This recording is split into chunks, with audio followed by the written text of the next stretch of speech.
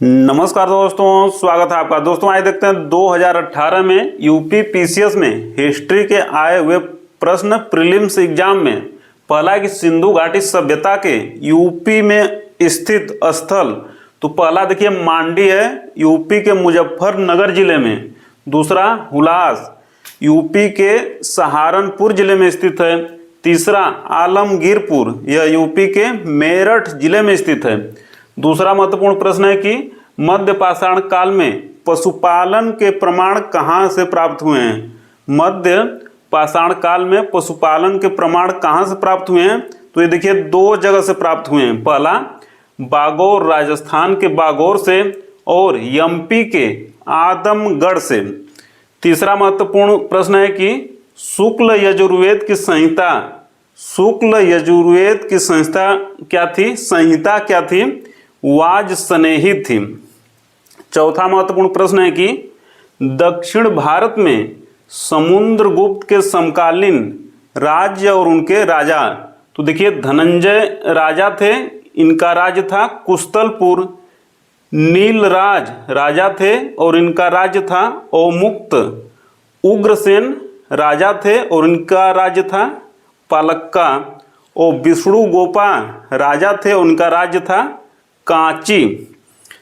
पांचवा बहुत ही महत्वपूर्ण प्रश्न है कि अयोध्या लेख, अयोध्या लेख किससे संबंधित है, तो पुष्यमित्र शुंग द्वारा 2 अश्वमेध यज्ञ किए जाने का उल्लेख है। अयोध्या लेख में पुष्यमित्र शुंग द्वारा 2 अश्वमेध यज्ञ किए जाने का उल्लेख है। और अयोध्या लेख पुष्यमित्र शुंग के राज्यपाल धनदेव ने निर्मित करवाया था, यह भी ध्यान रखना है। और जो अश्वमेध 2 हुए थे तो उसके पुरोहित पतंजलि जी थे, इसे भी ध्यान में रखना है। छठा बहुत ही महत्वपूर्ण प्रश्न की ये मंदिर है, उसके निर्माण का वर्ष है और किसके द्वारा निर्मित हुआ है, वो राजा का नाम सुमेलित करना है। तो सप्त पैगोडा मंदिर, ये देखिए 640 से 674 ईस्वी के बीच में बना है और नरसिंह वर्मन प्रथम ने बनवाया है। दूसरा महाबलीपुरम का तटीय मंदिर, ये 674 ईस्वी से 800 ईस्वी के बीच में निर्मित हुआ है और नरसिंह वर्मन द्वितीय ने इस मंदिर को बनवाया है। तीसरा बृहदेश्वर मंदिर, तीसरा बृहदेश्वर मंदिर, इसका निर्माण 1004 ईस्वी से 1009 ईस्वी के बीच में हुआ है और राजराज प्रथम ने इस मंदिर को बनवाया है। चौथा महत्वपूर्ण मंदिर गंगैकोंड चोलपुरम, गंगैकोंड चोलपुरम मंदिर, इसका निर्माण 1012 ईस्वी से लेके 1044 ईस्वी के बीच में हुआ है और इस मंदिर को राजेंद्र प्रथम ने बनाया है।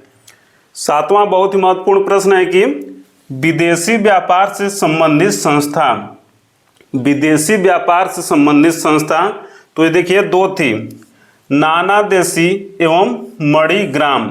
नानादेशी एवं मणिग्राम दक्षिण भारत की 2 संस्थाएं थी मध्यकाल में जो विदेशी व्यापार से संबंधित थी। आठवां देखिए मस्जिद है, उसके निर्माण कहाँ किस राज्य में हुआ है, तो अदीना मस्जिद, अदीना मस्जिद पश्चिम बंगाल में है।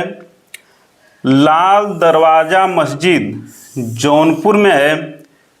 3 दरवाजा मस्जिद अहमदाबाद में है और दाखिल दरवाजा मस्जिद गौड़ क्षेत्र में है।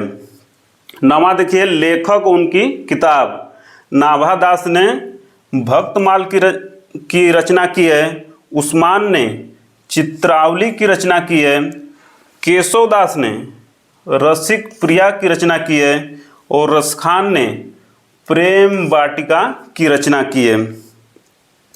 10वां महत्वपूर्ण प्रश्न की चकला क्या था, तो चकला देखिए शाहजहां ने इसका गठन किया था और यह सरकार अर्थात जिला, सरकार अर्थात जिला एवं परगना के बीच की इकाई थी। जिला एवं परगना के बीच की इकाई थी मुगल काल में चकला और इसका गठन शाहजहां ने किया था। अब देखिए 11वां बहुत ही महत्वपूर्ण प्रश्न है कि खैरुल मंजिल मस्जिद, खैरुल मंजिल मस्जिद का निर्माण किसने किया था? तो इसका निर्माण दिल्ली में पुराना किला के पास माहम अनगा ने किया था और ये अकबर की संरक्षिका थी। यह भी ध्यान में रखना है। नेक्स्ट प्रश्न है कि अब देखिए परवर्ती मुगल काल के शासक और उनका वर्ष को सम्मिलित करना है। तो बहादुर शाह प्रथम, इनका शासनकाल है 1707 से 1712 ईस्वी तक। जहांदार शाह का शासनकाल है 1712 से 1713 ईस्वी के बीच। फर्रुखसियर का शासनकाल है 1713 से 1719 के बीच और मोहम्मद शाह का शासनकाल है 1719 से 1748 ईस्वी के बीच। ये देखिए राज्य उनके राजा को सम्मिलित करना है। तो संबलपुर के सुरेंद्र शाही राजा थे, गंजाम के राधा कृष्ण दंड सेन थे और कश्मीर के गुलाब सिंह थे। पांचवा विद्रोह और वर्ष को सम्मिलित करना है। तो अहोम विद्रोह 1828 ईस्वी में हुआ था। खांसी विद्रोह 1829 ईस्वी में हुआ था और कोल विद्रोह 1831 ईस्वी में हुआ था। अगला प्रश्न है 15वां, कथन और कारण का। तो कथन अर्थात असर्शन है कि 1986 में मुस्लिम लीग ने कैबिनेट मिशन प्लान के लिए दी गई अपनी स्वीकृति वापस ले ली थी।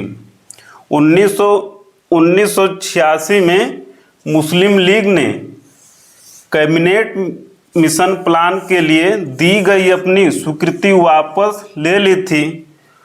1946 में गठित अंतरिम सरकार में मुस्लिम लीग शामिल हुई थी। तो ये देखिए दोनों सही है, किंतु कथन कारण की व्याख्या नहीं कर रहा है। दोनों कथन सही है लेकिन व्याख्यान नहीं हो पा रही है। तो आज इतना है दोस्तों, मिलते हैं जल्दी अगली वीडियो में। तब तक सादर नमस्कार।